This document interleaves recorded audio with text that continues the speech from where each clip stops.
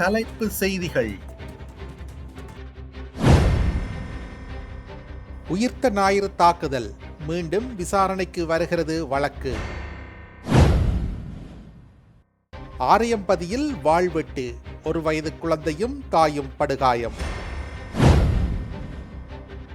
மாகாண சபை தேர்தலை நடத்துங்கள், பெப்ரல் அமைப்பு வேண்டுகோள். நாமல் ராயபக்சவை கைது செய்யுமாறு நீதிமன்றம் உத்தரவு. விமானத்தில் வெடிகுண்டு இருப்பதாக மிரட்டல் விடுத்த பயணி ட்ரம்புக்கு எதிராக கோஷமிட்டதால் பரபரப்பு. இனி விரிவான செய்திகள். உயிர்த்த ஞாயிறு அன்று பயங்கரவாத தாக்குதல் நடத்தப்பட உள்ளதாக புலனாய்வு தகவல்கள் கிடைத்தும் அதை தடுக்க நடவடிக்கை எடுக்க தவறியதன் மூலம் குற்றவியல் கடமையை இழந்ததாக முன்னாள் பாதுகாப்பு செயலாளர் ஹேமஸ்ரீ பெர்னாண்டோ மற்றும் முன்னாள் போலீஸ் மா அதிபர் பூஜித் ஜெயசுந்தர் ஆகியோருக்கு எதிராக தாக்கல் செய்யப்பட்ட வழக்கை மீண்டும் விசாரணைக்கு எடுத்துக்கொள்ள கொழும்பு மேல் நீதிமன்றத்தின் 3 நீதிபதிகள் கொண்ட அமர்வு திங்கட்கிழமை உத்தரவிட்டது. இந்த வழக்கு மேல் நீதிமன்ற நீதிபதிகள் நாமல் பலெல்லே மற்றும் முகமது இஸ்ரதீன் ஆகியோர் அடங்கிய அமர்வு முன் விசாரணைக்கு வந்தது. மட்டக்களப்பு ஆரையம்பதி பிரதேசத்தில் வீடொன்றில் உறவினருக்கு ஏற்பட்ட வாய் தர்க்கத்தை அடுத்து பெண் ஒருவர் மீது மேற்கொண்ட வாழ்வெட்டு சம்பவத்தில் 1 வயது குழந்தை உட்பட 2 படுகாயமடைந்ததுடன் வாழ்வெட்டு தாக்குதல் மேற்கொண்டவரும் படுகாயமடைந்த நிலையில் வைத்தியசாலையில் அனுமதிக்கப்பட்ட சம்பவம் ஞாயிற்றுக்கிழமை இடம்பெற்றுள்ளதாக போலீசார் தெரிவித்துள்ளனர். காத்தான்குடி போலீஸ் பிரிவில் உள்ள ஆரையம்பதி தீர்த்தக்கரை வீதியில் உள்ள வீடொன்றில் வாழ்ந்து வரும் பெண் ஒருவருக்கும் அவரது உறவினருக்கும் இடையே பண கொடுக்கல் வாங்கலையிட்டு சம்பவத்தினத்தன்று இரவு 9 மணியளவில் பெண்ணின் வீட்டுக்கு சென்ற உறவினர் பணத்தை கேட்டு ஏற்பட்ட வாய் தர்க்கத்தை அடுத்து பெண்ணின் உறவினரான ஆண் பெண் மீது வாளால் வெட்டு தாக்குதலை மேற்கொண்டதை அடுத்து பெண்ணும் அவரது 1 வயது குழந்தையும் வாழ்வெட்டுக்கு இலக்காகி படுகாயமடைந்துள்ளனர். இதனை அடுத்து படுகாயமடைந்த குழந்தையையும் அவரது தாயாரையும் மட்டு போதனா வைத்தியசாலையில் அனுமதித்தனர். நீண்ட காலமாக நடத்தப்படாமல் இருக்கின்ற மாகாண சபை தேர்தலை அரசாங்கம் உடனடியாக நடத்த வேண்டும் என தேர்தல் கண்காணிப்பு அமைப்பான பெப்ரல் வேண்டுகோள் விடுத்துள்ளது. தற்போதைய மாகாண சபைகளின் ஆயுட்காலம் 2014 செப்டம்பர் மாதம் உடன் முடிவடைந்து விட்டதை பெப்ரல் தனது அறிக்கையொன்றில் சுட்டிக்காட்டியுள்ளது. ஆனால் பல காரணங்களுக்காக அரசாங்கங்கள் இதனை நடைமுறைப்படுத்தவில்லை. பொதுமக்கள் வேண்டுகோள் விடுத்துள்ள போதிலும் தேர்தலை நடத்துவதற்கான சட்ட நிர்வாக நடவடிக்கைகள் எடுக்கப்படவில்லை என பெப்ரல் தெரிவித்துள்ளது.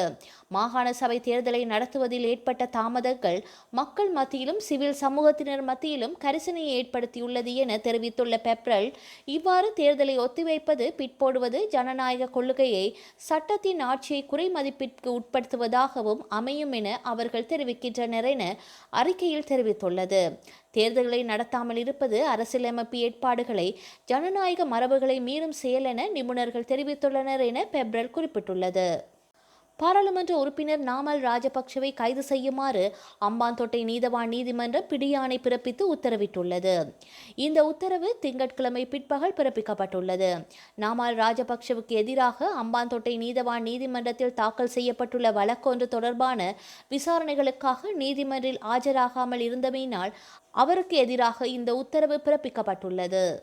மேல் மாகாணத்தில் நேற்று முதல் கோபே ஊடாக நேரடியாக அபராதம் செலுத்தும் முறை செயல்முறைப்படுத்தப்பட்டுள்ளது.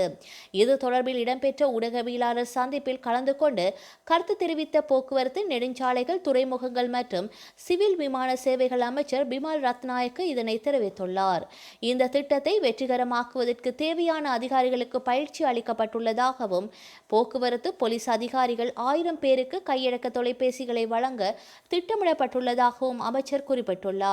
டிஜிட்டல் விவகார அமைச்சின் வலுவான அர்ப்பணிப்பு காரணமாக இந்த திட்டம் மிக விரைவாக ஆரம்பிக்க முடிந்ததாகவும் அமைச்சர் இதன்போது சுட்டிக்காட்டியுள்ளார்.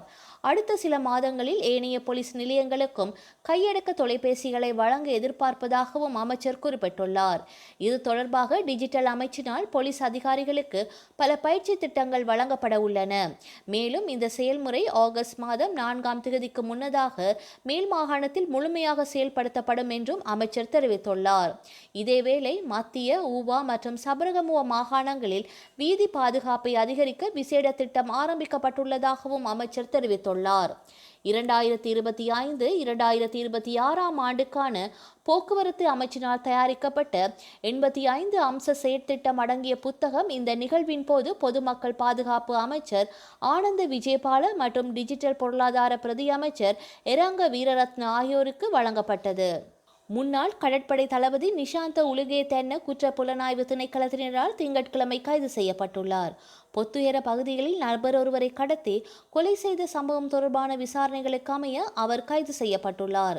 சம்பவம் இடம்பெற்ற காலப்பகுதியில் சந்தேக நபரான நிஷாந்த உலுகே தென்ன கடற்படை புலனாய்வு பிரிவின் பிரதானியாக செயல்பட்டதுடன் கடத்தப்பட்ட நபர் தடுத்து வைக்கப்பட்டிருந்ததாக கூறப்படும் சட்டவிரோத தடுப்பு முகாம் அவரது கண்காணிப்பில் செயற்பட்டுள்ளமை போலீஸ் விசாரணைகளில் தெரிய வந்துள்ளது.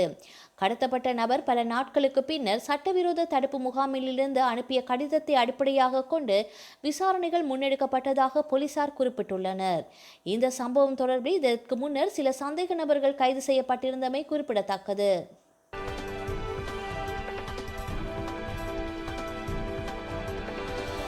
பாகிஸ்தானின் தலைநகர் இஸ்லாமாபாத்திலிருந்து பஞ்சாப் மாநிலத்தின் லாகூர் நோக்கி பயணித்துக் கொண்டிருந்த ஒரு தனியார் பேருந்து பாலகசார் என்ற பகுதியில் சென்று கொண்டிருந்த போது அதன் முன்பக்க டயர் திடீரென வெடித்துள்ளது. இதனால் கட்டுப்பாட்டை இழந்த பேருந்து சாலையோர பள்ளத்தில் கவிழ்ந்தது. இந்த விபத்தில் 10 பயணிகள் சம்பவ இடத்திலேயே பரிதாபமாக உயிரிழந்துள்ளனர். மேலும் விபத்தில் பலர் காயமடைந்துள்ளனர். அவர்களில் 30 பேர் மீட்கப்பட்டு அருகிலுள்ள மருத்துவமனையில் அனுமதிக்கப்பட்டு தீவிர சிகிச்சை அளிக்கப்பட்டு வருகின்றது. பள்ளத்தில் கவிழ்ந்த பேருந்து சம்பவம் அப்பகுதி மக்களிடையே பெரும் சோகத்தையும் பதற்றத்தையும் ஏற்படுத்தியுள்ளது. போலீசார் மற்றும் மீட்பு படையாளர்கள் இணைந்து மேலதிக நடவடிக்கைகளை மேற்கொண்டு வருகின்றனர். ஆப்பிரிக்க நாடான காங்கோவில் கொமண்டா நகரில் கிறிஸ்தவ தேவாலயம் ஒன்றுள்ளது. இந்த தேவாலயத்தில் ஞாயிற்றுக்கிழமை பிரார்த்தனை நடந்து கொண்டிருந்தது. அப்போது துப்பாக்கி மற்றும் கத்தி போன்ற ஆயுதங்களுடன் தேவாலயத்திற்குள் புகுந்த கும்பல் அங்கிருந்தவர்களை நோக்கி சரமாரியாக துப்பாக்கியில் சுட்டுள்ளனர். உயிருக்கு பயந்து பிரார்த்தனையில் ஈடுபட்டவர்கள் நாலாபுறமும் சிதறி ஓடியுள்ளார்கள். மேலும் அந்த கும்பல் அங்கிருந்த வீடுகள் மற்றும் கடைகளுக்கு தீ வைத்துள்ளனர். அதில் வீடுகள், கடைகள் இருந்து சேதமாகியுள்ளது. இந்த தாக்குதலில் உயிரிழந்தவர்களின் எண்ணிக்கை 34 உயர்ந்துள்ளது. முன்னதாக தேவாலயம் அருகிலுள்ள மஸ்கோகானி கிராமத்தில் இந்த கும்பல் நடத்திய தாக்குதலில் 5 பேர் இறந்தனர். கோமாண்டா நகரிலிருந்து 12 கிலோமீட்டர் தூரத்தில் உள்ள கோட்டையிலிருந்து வந்த இந்த கும்பல் தாக்குதல் நடத்தியுள்ளனர். அரசுக்கு ஆதரவான கிளர்ச்சியாளர்கள் இந்த தாக்குதலில் ஈடுபட்டதாக கூறப்படுகின்றது. அவ்வப்போது இவர்கள் பொதுமக்களை குறிவைத்து தாக்கி வருகின்றமை குறிப்பிடத்தக்கது. ஸ்கொட்லாந்து லூட்டனிலிருந்து கிளாஸ்கோவுக்கு ஈசிஜெட் பயணிகள் விமானம் சென்று கொண்டிருந்தது. நடுவானில் பறந்து கொண்டிருந்த போது விமானத்தில் பின்புற இருக்கையில் பயணம் செய்து கொண்டிருந்த பயணியொருவர் திடீரென எழுந்து விமானத்தில் வெடிகுண்டு வைக்கப்பட்டுள்ளது என சத்தமிட்டுள்ளார். மேலும் அமெரிக்க அதிபர் ட்ரம்புக்கு கொலை மிரட்டல் விடுக்கும் வகையில் அவர் கோஷமிட்டுள்ளார். இதனால் சக பயணிகள் அதிர்ச்சியும் பீதியும் அடைந்துள்ளனர். உடனே சக பயணிகள் மற்றும் பணியாளர்கள் அவரை விமானத்துக்குள்ளேயே மடக்கி பிடித்துள்ளனர். உடனே அந்த விமானம் தரையிறக்கப்பட்டது. பயணிகள் அவசரமாக வெளியேற்றப்பட்டனர். விமான நிலையத்தில் தயாராக காத்திருந்த வெடிகுண்டு நிபுணர்கள் மற்றும் போலீசார் ரகளையில் ஈடுபட்ட பயணியை கைது செய்தனர். மேலும் விமானம் மற்றும் அவர் கொண்டு வந்த பைகளையும் சோதனை நடத்தியுள்ளனர். ஆனால் வெடிகுண்டு எதுவும் அதில் இருக்கவில்லை. அவர் புரளியை கிளப்பியது தெரிய வந்துள்ளது. 41 வயதான அவரிடம் அதிகாரிகள் தொடர்ந்து விசாரணை நடத்தி வருகின்றனர். வரலாற்றில் இன்று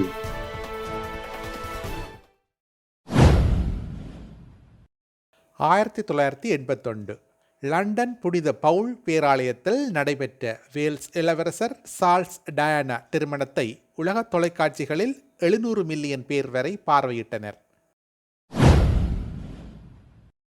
1987 இலங்கை இனப்பிரச்சினைக்கான தீர்வாக இந்திய இலங்கை ஒப்பந்தம் இந்திய பிரதமர் ராஜீவ் காந்திக்கும் இலங்கை ஜனாதிபதி JR ஜெயவர்தனவுக்கும் இடையில் கொழும்பில் கைச்சாத்திடப்பட்டது. இந்நிகழ்வில் இடம்பெற்ற மரியாதை அணிவகுப்பின் போது ராஜீவ் காந்தி இலங்கை சிப்பாய் ஒருவனால் துப்பாக்கியால் தலையில் குத்தப்பட்டு காயமடைந்தார். 1999 இலங்கையின் வழக்கறிஞரும் நாடாளுமன்ற உறுப்பினருமான நீலன் திருச்செல்வம் தற்கொலை குண்டுவெடிப்பில் படுகொலை செய்யப்பட்டார். 2015 மைக்ரோசாஃப்ட் நிறுவனம் விண்டோஸ் 10 இயங்குதளத்தை வெளியிட்டது. செய்திகளை உடனுக்குடன் தெரிந்து கொள்ள உடனே சப்ஸ்கிரைப் செய்து பெல் பட்டனை கிளிக் பண்ணவும். மேலதிக செய்திகளை தமிழ் தாய் இணையதளத்தில் பார்வையிடலாம்.